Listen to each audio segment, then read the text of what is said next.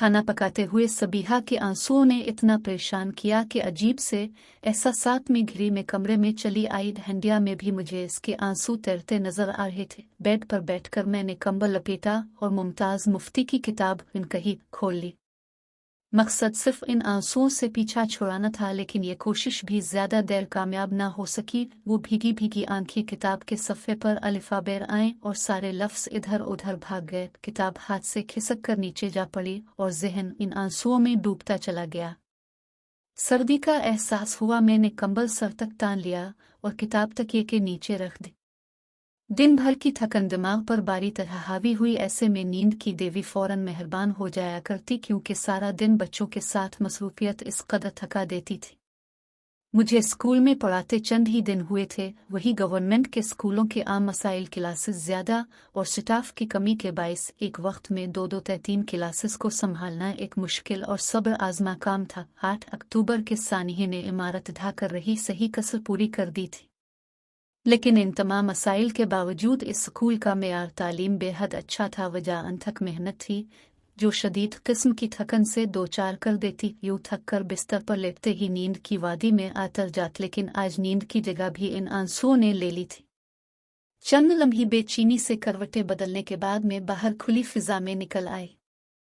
सारी वादी अंधेरे में डूबी हुई थी। सितारों के साथ तन्हा सफर करती रात भी अपने अंदर आधा साहे समेटे हुए थी। जहन एक बार फिर दिन के इस वाक़े की तरफ जा निकला और असाब शिकन लम्हों ने मुझे अपने शिकंजे में जकड़ लिया।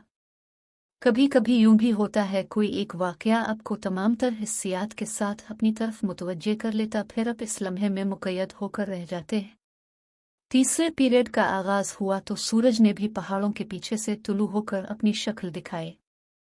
जाती हुई सर्दियों की नरम सी धूप खुशगवार हरारत लिए हुए थी।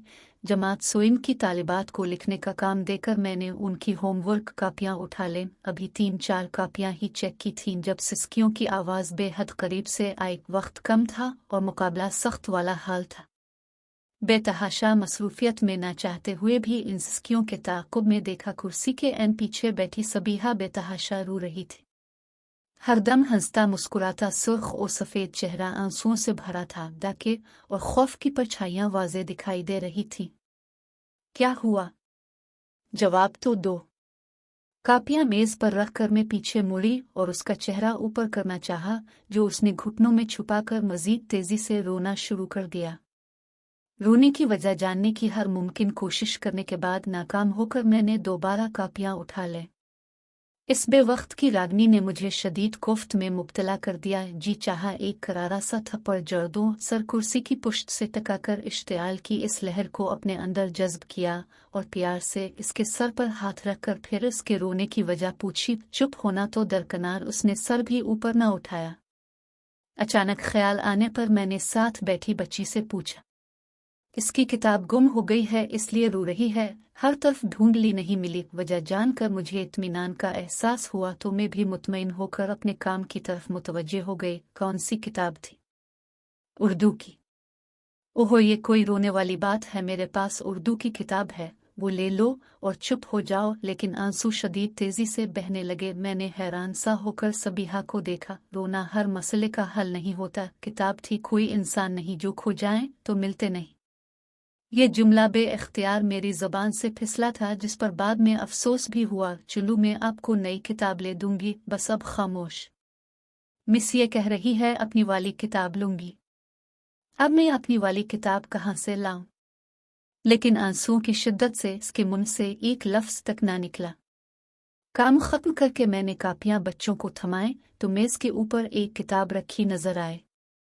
एक किताब तो ये है, ये रखी है ये तो नहीं। ये सुनते ही इसने झटके से सर उठाया और तीर की तरह लपकी। चौथे पीरियड की घंटी बजी तो सारे बच्चे बैग उठाए बाहर भाग गए, जबकि वो इर्द गिर्द से बेखबर तेजी से किताब के सफ़े पलट रही थी। चेहरे पर शदीद अलिफालझन के आसार थे। एक जगह पहुंचकर वो राग गई और चेहरे पर सुकून फैल गया। होठों पर फैलने वाली मुस्कुराहट बड़ी दिलफरेब थी। वो किताब के सफ़े पर हाथ फेर रही थी।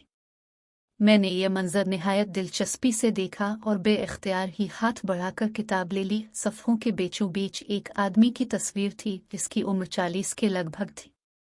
ये یہ میرے ابو ہیں، یہ کراچی کی تصویر ہے جب وہ وہاں کام کرتے تھے۔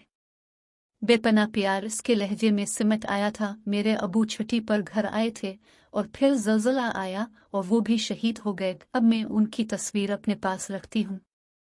او میرے خدا، تو وہ کتاب کے لیے نہیں، تصویر کے لیے روئی تھی۔ اس نے کتاب میرے ہاتھ سے لی، کسی قیمتی متاع کی طرح سینے پر لگائی اور باہر نکل گئی۔ کیا بے جان تصویریں انسانوں کا نام البدل ہوتی ہیں۔ میرا دل دکھ کی گہرائیوں میں ڈوبتا چلا گیا اور اب صبیحہ کے آنسو